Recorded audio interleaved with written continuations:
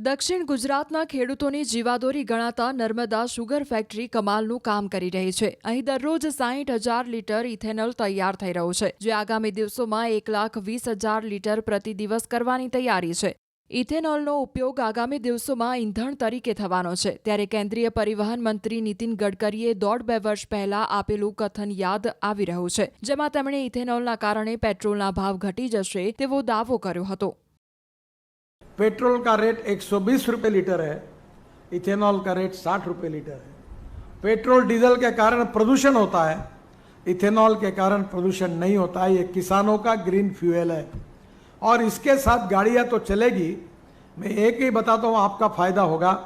आप 120 रुपये जो पेट्रोल ले रहे हैं उसका भाव हम 15 रुपये लीटर करेंगे।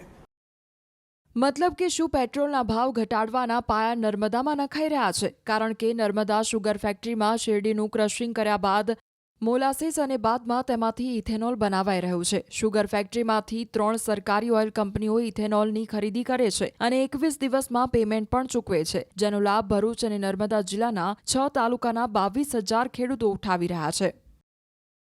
સાથે મોડિફિકેશન અને એક્સપાન્શન કરીને બીજો 60,000 લીટરનો ઇથેનોલ પ્રોજેક્ટનું કામમાં પૂર્ણ થયું છે। મે મહિનાથી એનું પણ ઉત્પાદન શરૂ થશે, એટલે ટોટલ આ સંસ્થા 1,20,000 લીટર દરરોજનું ઇથેનોલનું પ્રોડક્શન કરશે અને સરકારના માર્ગદર્શન મુજબ આપણે જે સરકારની 3 કંપનીઓ છે, BPCL, IPCL, ઓઇલ કંપનીઓ છે, તેને અમે સરકારે એના ભાવ પણ નક્કી કરી આપ્યા છે।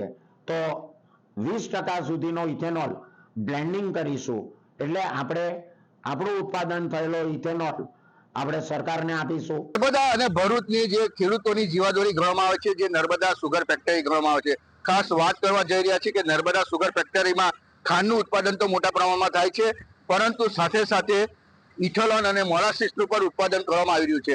રોજનું 60,000 લીટર ઇથોલોન જે છે એનું ઉત્પાદન થતા સરકાર દ્વારા પણ હાલ જે નિર્ણય લેવાયો છે કે જે પેટ્રોલમાં 20% ઇથોલોનનો મિલાવટ થાય છે અને જે ઇથોલોન ગુજરાત સરકારને આજે ધારીખેડા સુગર ફેક્ટરી આપી રહી છે, જેનાથી 1.25 કરોડનો રોજનો નફો થઈ રહ્યો છે। એટલે આ સીધો ફાયદો જે છે એ ખેડૂતો જે સુગરના સભાસદો છે તેમને થઈ રહ્યો છે, કારણ કે રોજનું 60,000 લીટર જે ઇથોલોન જાય છે ગુજરાત સરકાર, જેનો એક જ દિવસમાં જેનું પેમેન્ટ કરવામાં આવે છે અને આ પેમેન્ટ થકી જે ખેડૂતો છે એમને મોટો ફાયદો થવા જઈ રહ્યો છે। મોલાસીસ અને ઇથોલોનનું ઉત્પાદન કરતી ગુજરાતમાં બીજા નંબરની આ નર્મદા સુગર ફેક્ટરી છે, એટલે કહી શકાય કે આવનારા દિવસોમાં હજુ પણ 60,000 લીટરની બીજી એક જે ફેક્ટરી છે જેને બનાવવામાં આવશે અને જેનું ઉત્પાદન 1.25 કરોડ જેટલું થશે। દીપક પટેલ, ન્યૂઝ 18 ગુજરાતી, નર્મદા।